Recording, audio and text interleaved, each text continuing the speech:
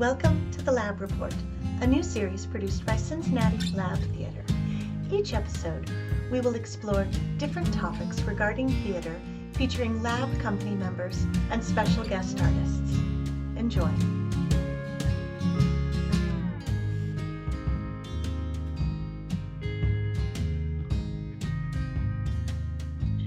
Welcome to episode 5 of the Lab Report, A Playwright's Journey. I am your host, Tori Pate. In this episode, we talk to several playwrights about their experience working with Cincinnati Lab Theater and how that experience has influenced their work. Enjoy. All right, hi everyone. Let's get to business. Let's do some introductions first here. First up, we have Brian Walker, who is the playwright of Dog, which we performed during this year's lab virtual season in 2020. We have Isaiah Reeves, who is the playwright of The Color of the Leaves, which was performed at Cincinnati Lab's 2019 Summer Festival. We have Nathan Tupp, who is the playwright of The Secret Life of Bros, which was also performed at our 2019 festival. And we have Elizabeth Harris, who is the executive director and co-artistic director of Cincinnati Lab Theater, and also the playwright of Daughter of War, which was the first play that was ever performed during a lab festival. Welcome, everyone. Hello. Thank you. Thank you for having us together. All right. Well, my first question for you all is, what led you to submit your work to Cincinnati Lab Theater? I've heard about Cincinnati Lab for a couple of years. I'm in Louisville, but y'all are making a name for yourselves there in Cincinnati, and I had heard about it, and I submitted.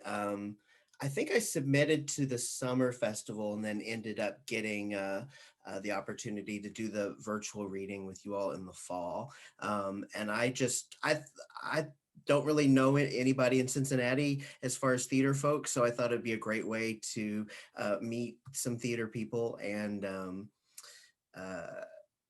I also love the idea that you guys want the playwrights in the rehearsals. I think that was part of your submission, was you had to commit to being to so many rehearsals. So I think I even put in the submission letter to you, it was like, I'm willing to drive up there. The distance is not an issue, so don't worry about that. I just thought that was a really cool way to just say, we're playwright centric. I mean, you can't say it any better than that, is by saying we really want you in the room while we're rehearsing your play.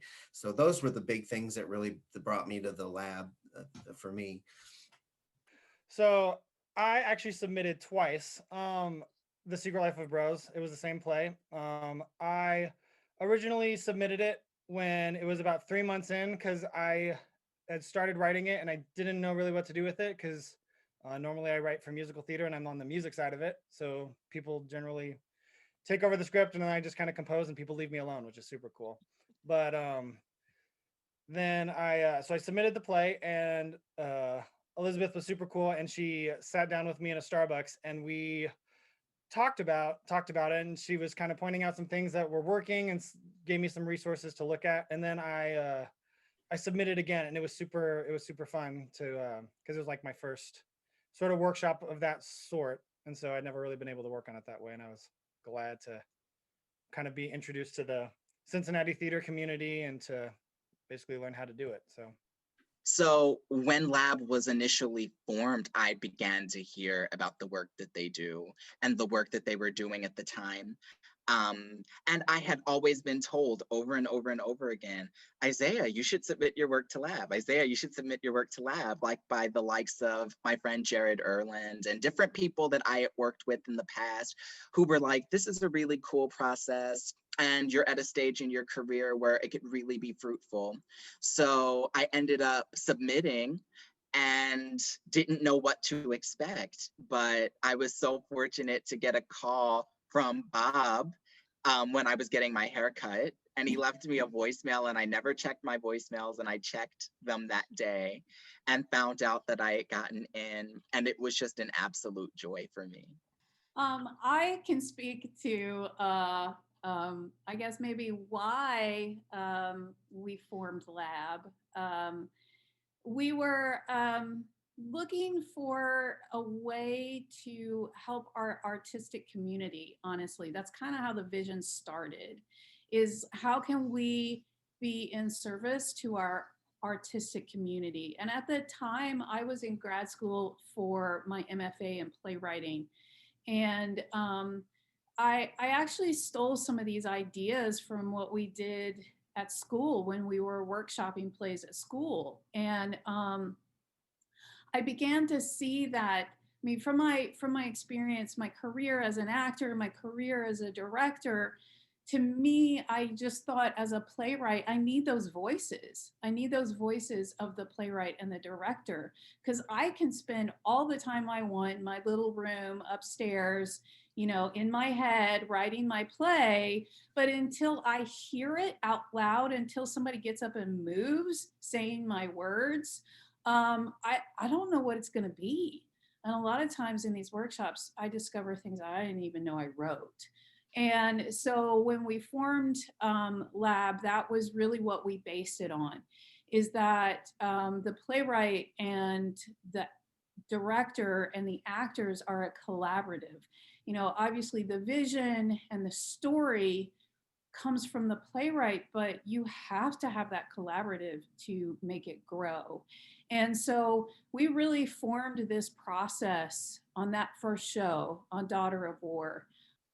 If you have worked with other theaters doing this kind of process, how does the lab process compare to other workshop processes that you might have with new works or emerging works, that kind of thing?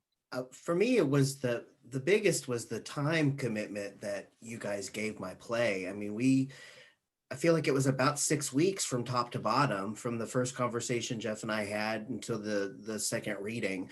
4 weeks of rehearsals, and then 2 weeks of like Jeff and I kind of going back and forth. And I've not had an experience that I've gotten to have that much time with a lot of people talking about my play. I've had a few opportunities where it's been a season-long commitment where I've been able to workshop a play throughout a season, but even then it was once a month, that we met for a couple of hours. So even though that was longer, I felt like this one packed a lot more in for me as far as developing the play in the amount of time that we spent on it. I think that's probably the biggest thing for me. I guess, like for me, it was a little different because this was my first straight play sort of workshop sort of thing that I've ever done. So I guess comparatively, like I've done musical theater sort of workshops where I was working with a writer and I was doing the music. I loved how collaborative this was, because a lot of times when when I was doing the other stuff, I would write the music and basically people were like, okay, and they wouldn't give me any feedback because they didn't know what to say about the music because they're actors or they're playwrights, and I'm the only one that kind of knows how that whole system works. But it was really cool. And the play, The Secret Life of Bros, like really changed from one end of the process to the other. And like Alexa was giving me a lot of really great feedback, and what the actors were saying and doing, like really changed the rhythm of the show for me, because a lot of it was about pacing and about kind of how I wanted the dialogue to sound and be able to hear it out loud, and kind of how they were interpreting it really influenced the way that I basically wanted to make it look on the page. In other developmental processes that I've been privileged enough to be a part of, it has not been as actor driven as it is at Lab. The actors brought and contributed so much, and we would sit around and have conversations. And I'm completing my MFA in playwriting right now, and you're sitting around with other writers and having a very specific dramaturgical conversation, a very, niche conversation. You know how playwrights interact with one another and we speak the same tongue and we have all of these weird quirks, and we talk about the use of food in our plays, and like where we're hearing like the sounds coming from the back, tracking it to the front, and then from the audience, like those conversations. But an actor really feels the text in a unique way, and to have that perspective in the room with the directorial perspective who captains the ship with your own is really, really unique. And there was no dramaturg. There was no dramaturgical presence like that person in my experience working on the play. So we all sort of made a village and a community of sorts and worked through dramaturgical process without that physical person being there, which was very collaborative, very unique, and very specific to Lab. I think one of the things that, in my experience, and is part of what influenced probably how we've developed our process, is that in my in past processes, I didn't like when I felt like it was all about, well, how can I fix your play for you? And that's not what I wanted Lab to be. It's not about how can I fix your play, right? It should be about this collaborative, creative process, right? As a playwright, for me, I have these people in my head that are telling me, here's my story, and you need to get it out there and tell the rest of the world my story. And so, how do I best do that? How can I best get it out there, right? Not how do I fix their story, because their story is their story, right? But how can I get it out there? And so that's what I wanted the process to be about. And that's how we've developed it, is that it should be collaborative. It should be about the creative process. It should be how best to tell the story, not how can I fix your play, right? Right. And that, so yeah. Now I want to get a little personal. I want to find out a little bit about your individual process for creating a new work. What steps do you go through before we ever get it at Lab? What does that process look like for you as a playwright? I actually started writing Color of the Leaves when I was 15 years old. Oh. And it was done when I was 21 at Lab. And what a journey. Oh my goodness. My process changed and shifted so much. I wasn't even calling it a process at 15. I was just staying up on a school night, drinking Coke to stay awake. And it's 4 in the morning and I have to get up at 6, but I have to finish this play. But I think that as far as, you know, from the gestation period, that beginning process where you're just planting the seeds of the idea, it's an idea. And my experience at Lab taught me that a first draft is for you. A first draft is a first draft. And this is something that's been reiterated throughout my journey since that production. The first draft is for you. It doesn't have to be perfect. It doesn't have to be a fully formed entity. That's for you to get the idea out, write it down, get it on paper. Don't edit it. Remove those pressures from yourself and vomit the idea out, and then the dramaturgy and then the playwriting starts coming in, and the play becomes a wrought thing with each draft. And Lab really contributes to that process because you need other people to tell you, you know, what's going on, what's working, what are the beats, because sometimes people see things that you don't see. So I really rely on people. And as far as my individualistic writing process, I listen to a lot of music. I listen to albums as I'm writing. Coming back to my childhood home changed the way I write versus being in my apartment and procrastinating. It just really affects the way that I write as far as location and where I am. But I always begin with that vomit draft, and then I do a rewrite, and then I hear it out loud and we read it over and over. And, you know, I just allow the characters to speak through me, and then the poetry comes in much later. But I'm all about the vomit, shitty first draft that you allow yourself to have so that the play can become itself. You have these stories inside you. You have, like I said, I always refer to as these people. I sound like I'm, you know, schizophrenic, but you have these people inside of you that are saying, "This is my story. You must tell it," right? And so, you know, it's you gotta just get it out there, right? And it doesn't matter. It's gonna be awful, and that's okay, because that first draft is not the point of it to be beautiful. It's to get it out of you, right? So then you can take it and shape it. One of the things that I do personally is I journal for my characters. And so that I can discover, you know, who they really are, what they're really like, what's their internal life like, what do they really think about things. So I will journal about them, or for them rather, as them. And then I also very much will play out scenarios in my head even before I write it down. And just, but then I let them talk and I just write down what they're saying, you know. And you can write, I write things out of order all the time. Like for Daughter of War, the scene that I thought that I wrote first was at the end of the play. And so it just, you know, you gotta get it out and then you can decide what goes where and how you do it. One of my problems as a writer, I guess I call it a problem, but it's not really a problem.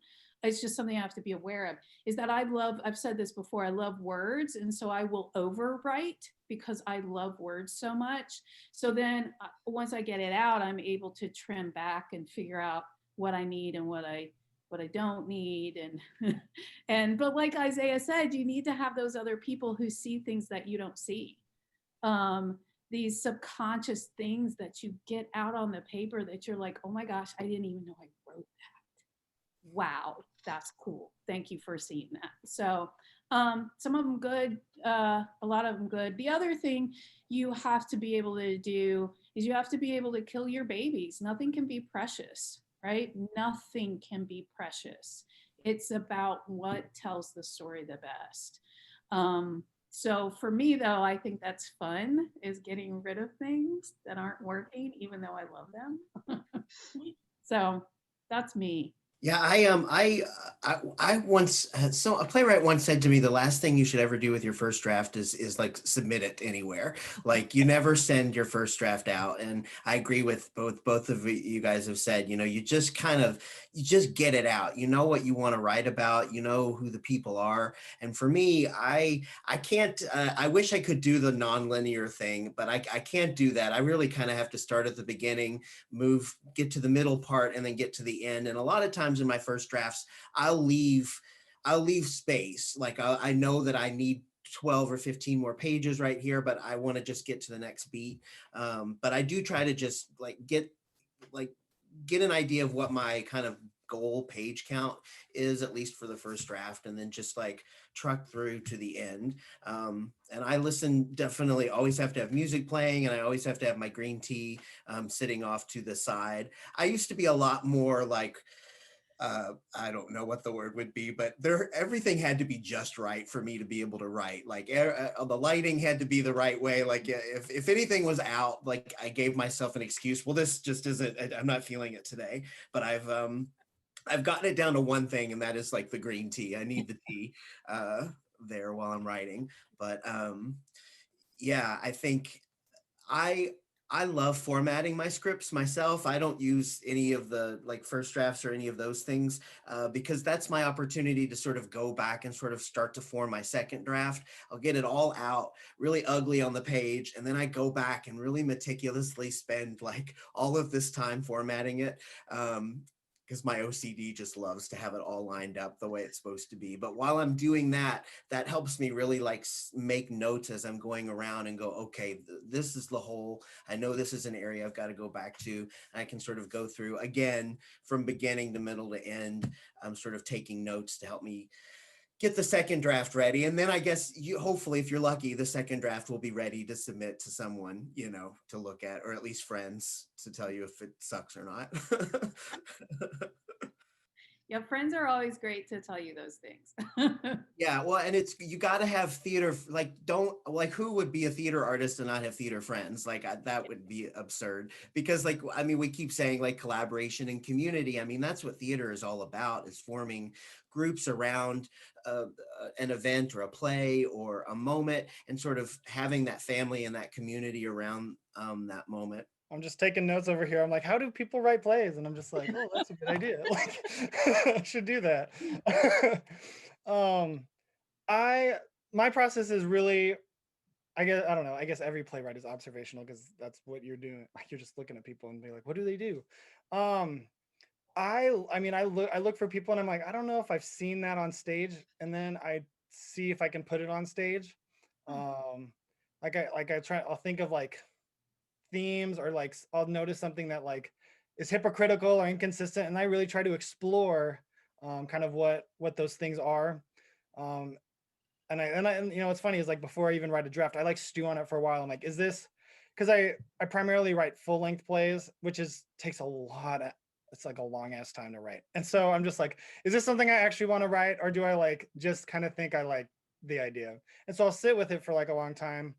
Um, but I have like this Google Doc, and you can have Google Docs on my phone, and I like write down ideas, or like jokes that I think are funny, or words that I think are funny. And if I'm ever just like, what does this all mean?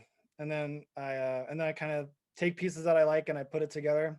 Um, a lot of it's So I'm a jazz musician. Jazz musicians are known for stealing from each other and passing it off as their own. I do that all the time. I'll read plays, or I love television. I love television, and and I'll be like, that was a cool little device, or like the way they did that. And then I'll steal it. I'll be like, I'm like, because they don't have copyright on the device of the writing technique. I'm like, oh, that was good. And so, um, and then, I mean, I listen to a lot of times for like dialogue and writing. I listen to comedians. I listen to like podcasts of like interviewing comedians, how they make jokes and stuff, because a lot of like comedy and dialogue and poetry kind of go in the same, and music for all that matter, because it's all about timing. Um, and so I'm just listening, like, how did they say that in a way that was funny? And I try to emulate that on the page. It's just, I don't know, it's just like a lot of that. And then finally, if I think I've got something, I like write a plot outline. And then I'm religious about my plot outlines. I have to have one, or else I'm like, oh God, I don't know where it's gonna end. What am I gonna do? So I'm like, okay, so we start here, and then they change, and they change, and they change, and then the ending, and it's beautiful, and they cry.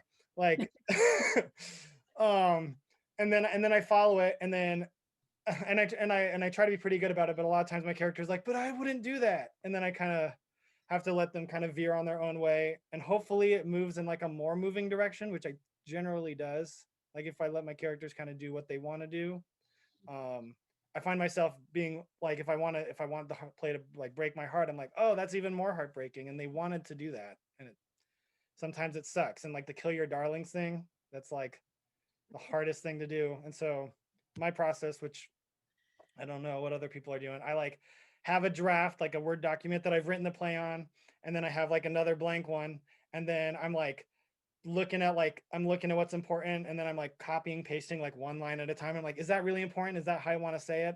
And then if there's a joke in there that doesn't really serve it, I'm like, goodbye. And then it's like I cut it. And then Isaiah was talking about listening to music. A lot of what I do is especially to get like the mood or the tone of the play, is I create like a soundtrack. Like, what do I want the mood of my play? What do I want the emotional beats to be? And then like I go to the gym, and I'm like lifting, and I'm listening to this soundtrack, and a lot of times it's like really sad music, which is kind of counterproductive. And then like with the blood pumping, I like have my Google Doc open, and my workout takes 3 hours, but I'm like, I'm writing a play, leave me alone.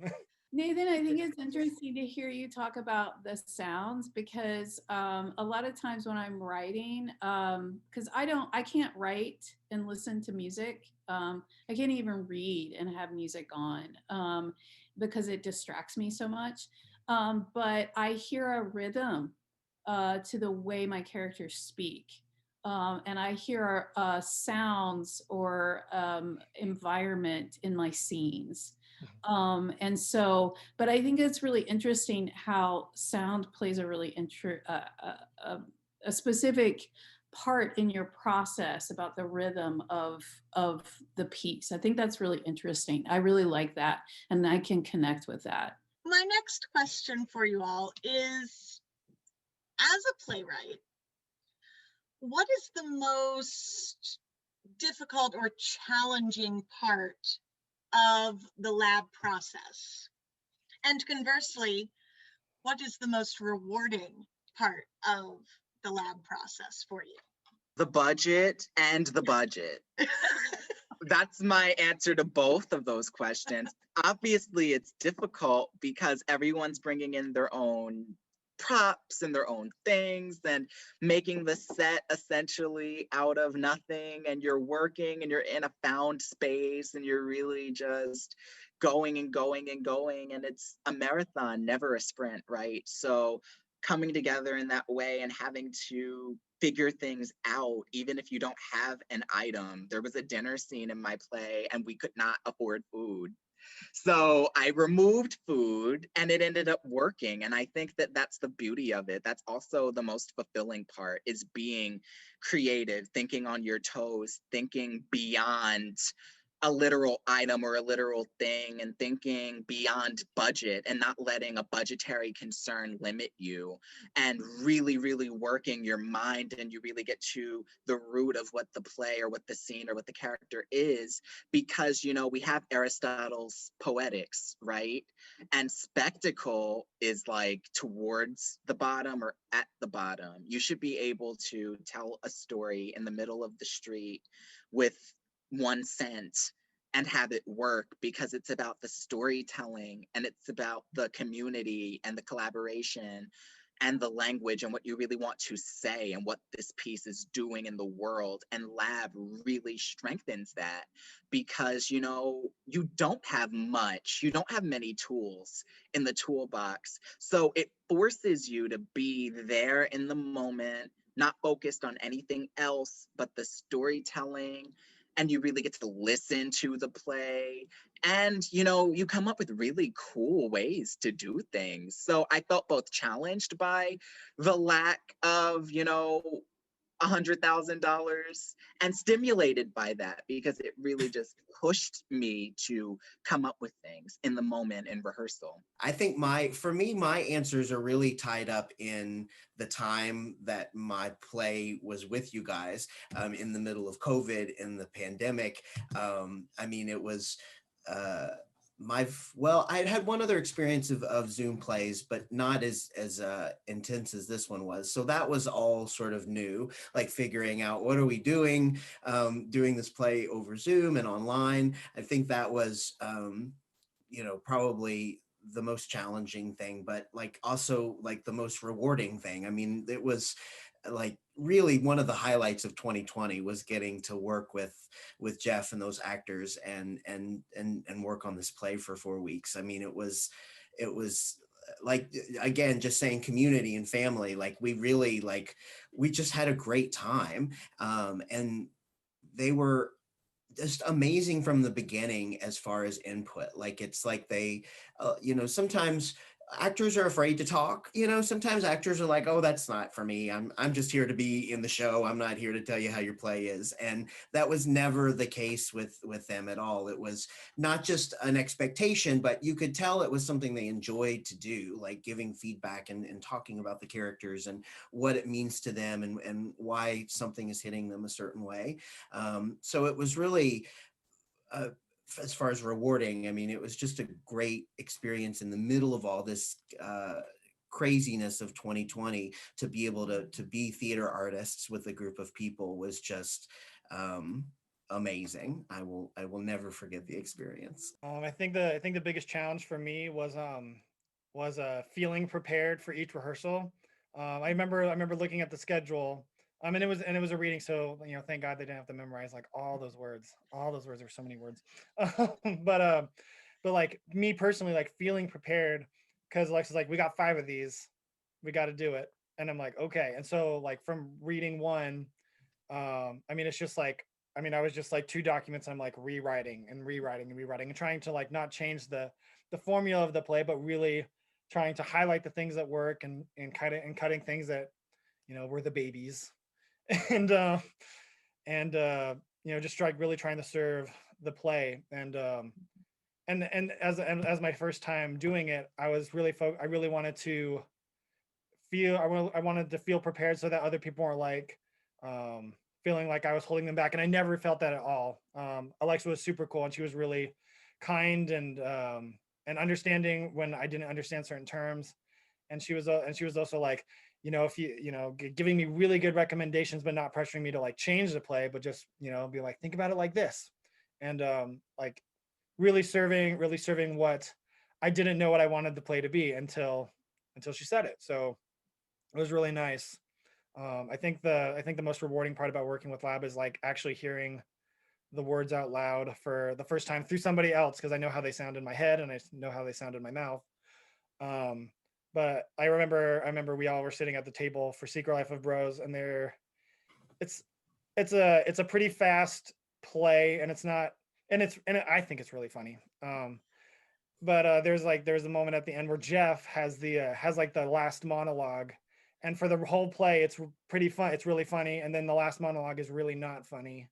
And um and it was like, and I'm like not crazy emotional, I'm not crazy like outwardly emotional, but I was like getting misty, and other people were like getting misty, and it was nice to see and feel like that it had an impact outside of in my own brain. Does that make sense? Mhm. Mhm. So You know, could something that you said, Nathan, made me think of this. One of the things that I think we haven't talked about our process is that um, we have a talk back after all the shows to incorporate the audience, because they're kind of like our fourth element. I mean, we have the playwright, we have the director, we have the actors, but then at the end, once we perform it, we have the audience who we solicit feedback from, right? And for me, I think that's both challenging and rewarding, because sometimes you don't know what they're going to say. And sometimes, you know, some of the work we do, I mean, some of it's some sensitive issues that we tackle, which I think is really, really important. And so I think, you know, listening to the audience or moderating some of those talkbacks, you know, you want to do that for the playwright. You want to give them that feedback, but you don't want it to turn into something, um, I don't know, uncomfortable or antagonistic, right? But it's important to hear what they have to say. And I think that's probably one of the most rewarding things for me, is hearing what they have to say, how it made them feel. Maybe did it change their mind about something or make them think of something that they never thought of before, right? And then sometimes just watching their reactions, right? When you're in the house and you're watching, I love to watch the audience more than I love to watch the show, because then you can watch them to see how it's hitting them, what they're thinking, how they're feeling, what you put out, how are they receiving it? Is your message getting out there the way you wanted it, right? So I love to watch the audience and I love to hear from them. So for me, it's both a challenge and it's a reward. How has your work grown since going through the process with Lab? Brian, I mean, I know you're the most recent performance that we've had among you all. So has it changed at all since, what was it, September or October that we performed? I know it's not a whole lot of time, but, you know, has it changed any? Do you have some new ideas for this? Um, yeah, I definitely took some time with it after the readings. Um, I did a lot of work on it during the rehearsal process. So I know they're never done, but this one feels very, very close to being done for me. Like I don't know what else I have to throw at it. And I think part of that is because I, I I did a lot of work on it during the month of the rehearsals. Added a completely new scene, and I think what I really appreciated about Jeff was I think he knew immediately one of the most important things of my play was the pace, sort of like what Nathan was saying. A dog needed to move quick. It needed to move really, really fast. These are people that talk fast, and the dialogue needed to move quickly. And he went through every single line in the script, and he was like, this is a little bit too much air. This is a little bit, okay, look at this one. And none of it was change this. It was all, you and I have decided, you've let me know how important the pacing is to you. So now I'm going to let you know where you've gotten in your own way with the script. Little things like just having a yes at the beginning of the line when the next line is a positive or whatever. There were so many little things like that he took the time to really point out to me that really felt like I almost had just a different play at the end of it, just a lot stronger and truer to what I wanted the play to say and what the play to be about and what I wanted the audience to walk away from. I knew what that was, but there were a lot of things that were not clear about that the lab really helped me pull out and clarify. Elizabeth, you really helped me with that. I mean, a huge moment. I don't even know if you knew how big that moment was when you were like, your female characters bark and your male characters don't bark. What's that about? And we're all like, oh shit.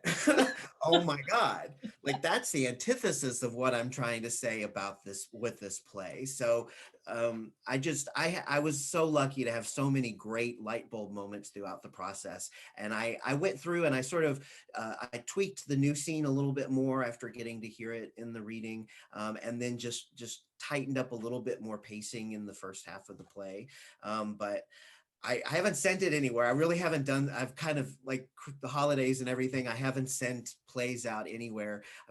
I'm like, got to get motivated for January to start like you all know, submissions is just like, it's like a whole other thing. Like you've got to do all this work to write the play. And then you've got to do all this work to like get your play out into the world. It's like, can't someone just know that I wrote this and come with their wand and zap it to it? But that's definitely high on my priority list right now, is to get that play out into the world and try to get it up on its feet.